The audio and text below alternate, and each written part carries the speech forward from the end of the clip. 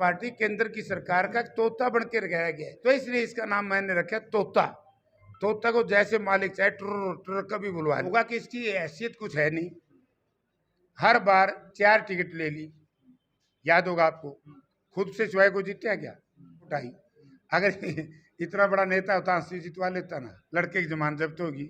और जो भाई कांग्रेस पार्टी का विरोध करेगा जनता उसको सबक सिखाएगी। देखिए मेरी कोई सोच नहीं है चुनाव लड़ने की, काम तैयार है। अगर ये डरना होता विरोध बहाल होने का तो ये कभी का इस्तीफा दे देता। अब इसकी आत्मा कहाँ है? चलो अंतर तो खत्म हो लिया, अब आत्मा कहाँ है? कांग्रेस के नाम से जीत्या, उस बेचारे ने तो यही कहना है। बेचौड़ा में तो घुस से निकला, बेचौटाला तो यही कहेगा, उन्हें तो केवल उड़ा दिखे।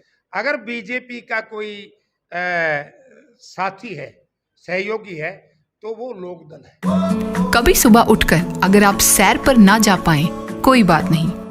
अगर सुबह कभी सही से नाश्ता ना कर पाएं, कोई बात नहीं। अगर कभी ऑफिस में कुछ बाहर का खा लिया तो कोई बात नहीं। अगर मौसम बदलने पर कुछ गर्म या ठंडा खा लिया तो कोई बात नहीं। अगर मंथली पीरियड्स में कहीं जाना है तो जाओ, उसके लिए सोचने की कोई बात नहीं।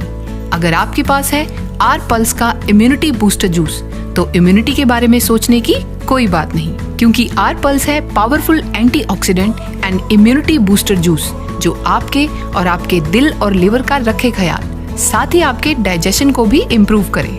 तो आर पल्स के साथ कोई बात नहीं। आर पल्स, हेल्दी दिन की शुरुआत आर पल्स के साथ। नमस्कार, जय हिंद। इस वक्त हमारे साथ मौजूद हैं कांग्रेस के वरिष्ठ नेता व पूर्व केंद्र में मंत्री रहे जयप्रकाश जेपी जी। इनसे बातचीत करते हैं। नमस्कार सर। नमस्कार। सर, जो आज का कांग्रेस का धरना प्रदर्शन है उसको लेकर क्या कुछ कहना चाहिए? देखिए, कांग्रेस का धरना था भारतीय जनता पार्टी और उसकी सहयोगी दलों की जो केंद्र की सरकार है, वो जब भी किसी प्रदेश में चुनाव आता है या देश में विपक्षी दलों के खिलाफ ईडी का डरावा देकर के, सीबीआई का डरावा देकर के इस तरह के घिनौने कार्य करते हैं। उसी तरीके से जिस तरीके से आज हमारी पार्टी की नेता आदरणीय श्रीमती सोनिया गांधी जो अस्पताल में कोरोना से पीड़ित थी, एक तरफ से तो WHO की गाइडलाइन ये कहती है भी कोरोना पीड़ित के पास नज़दीक कोई जाओ ना, कोरोना पीड़ित कम से कम 3 महीने रेस्ट करो। दूसरी तरफ ये सरकार बार बार उनको नोटिस दे करके अपमानित करने का काम करती है। तो इसलिए केवल सोनिया गांधी नहीं, ये जिस तरीके से भारतीय जनता पार्टी के साथी कहते हैं, क्या कांग्रेस ने कानून में विश्वास नहीं है? कांग्रेस पार्टी को कानून में विश्वास है। कानूनी प्रक्रिया शुरू कहाँ है? ये तो ईडी तो एक भारतीय जनता पार्टी केंद्र की सरकार का तोता बन के रखाया गया है।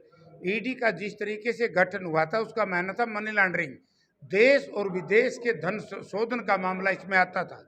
लेकिन ये तो हमारे जो घरेलू जो धन का लेन देन है उसमें भी दखलंदाजी शुरू कर दी। तो इसलिए इसका नाम मैंने रखा तोता। तोता को जैसे मालिक चाहे टुर टुर कभी बुलवा लो। तो सोनिया जी इस उम्र में इस तरीके से अपमानित करना, हम इसकी निंदा ही नहीं करते, हम इसके खिलाफ हैं। चाहिए तो ये था कि भारतवर्ष के प्रधानमंत्री ने कहा था हर वर्ष 2 करोड़ नौजवानों को रोजगार दूंगा। दिया क्या रोजगार? चाहिए तो ये था कि जिस तरीके से आज MSP को लेकर के 1.25 वर्ष किसान सड़क पर बैठे रहे धरना, तो उनका क्या नतीजा निकला? MSP आज तक लागू नहीं हुई, कमेटी भी मुश्किल से बनी, वो भी नकली है। किसान संगठनों को बिठा गया।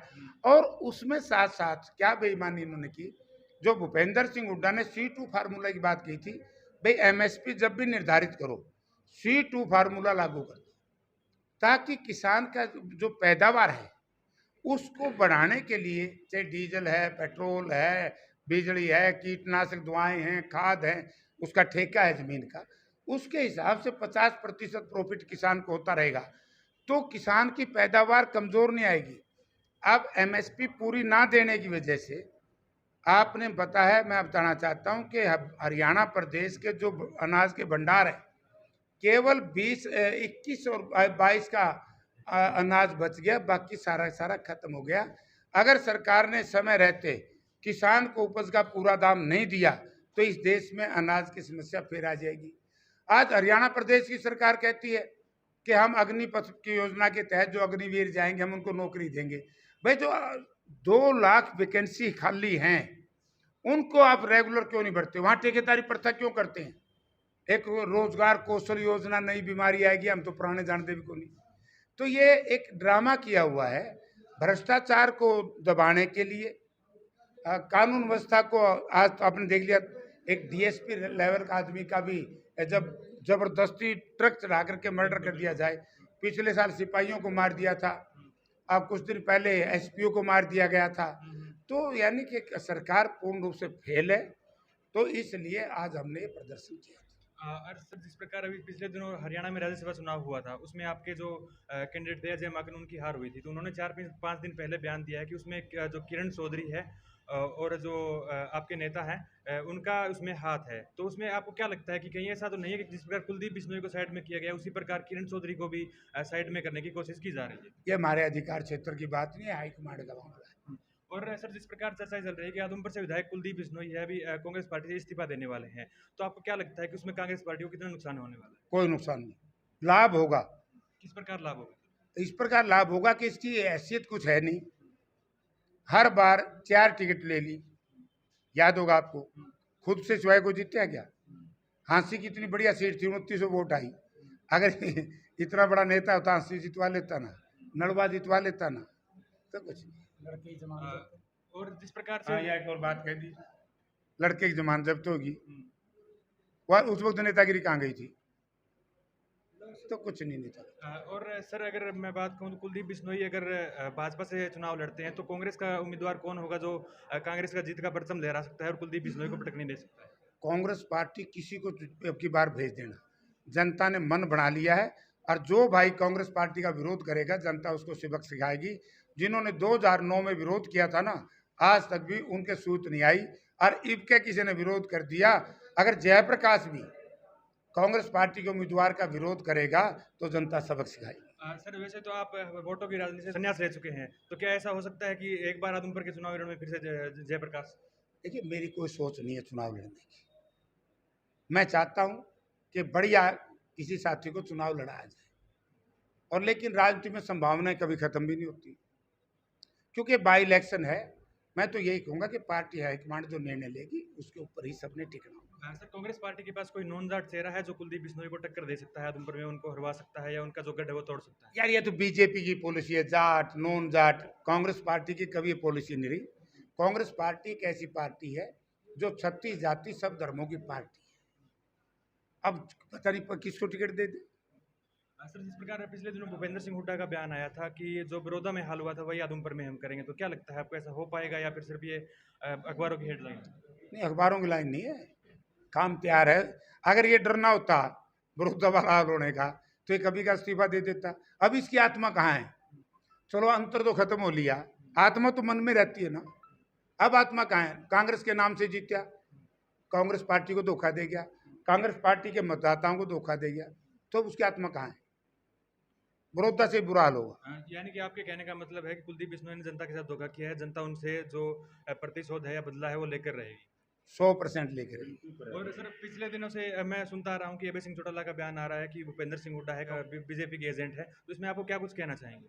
देखो, उस बेचारे ने तो यही कहना है, बेटोड़ा में तो घुस से निकला। अबे चौटाला तो यही कहेगा, उन्हें तो केवल हुड्डा दिखे। अरे हुड्डा बीजेपी का कैसे है? 7 मुकदमे फेस कर रहे हैं। अगर बीजेपी का कोई साथी है, सहयोगी है, तो वो लोकदल है।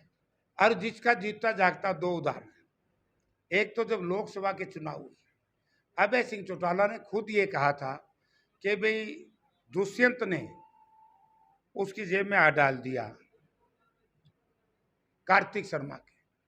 बोला, लोगों मैं बताऊंगा इसने कितने पैसे लिए हैं, और उसी जेब में अभय सिंह चौटाला ने डाल दिया।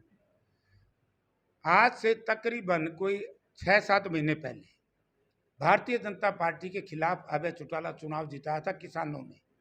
किसानों के गैर राजनीतिक संगठन के लोग भी वहां आए थे, लेकिन अभय सिंह चौटाला उनका भी अपमान करके और फिर भारतीय जनता पार्टी के उम्मीदवार को वोट दे दिए। अब वो कहे कि हमारे इनसे पारिवारिक संबंध हैं। भाई, राजनीति में पारिवारिक संबंध नहीं चलिया करते, राजनीति में राजनीतिक संबंध चलते हैं।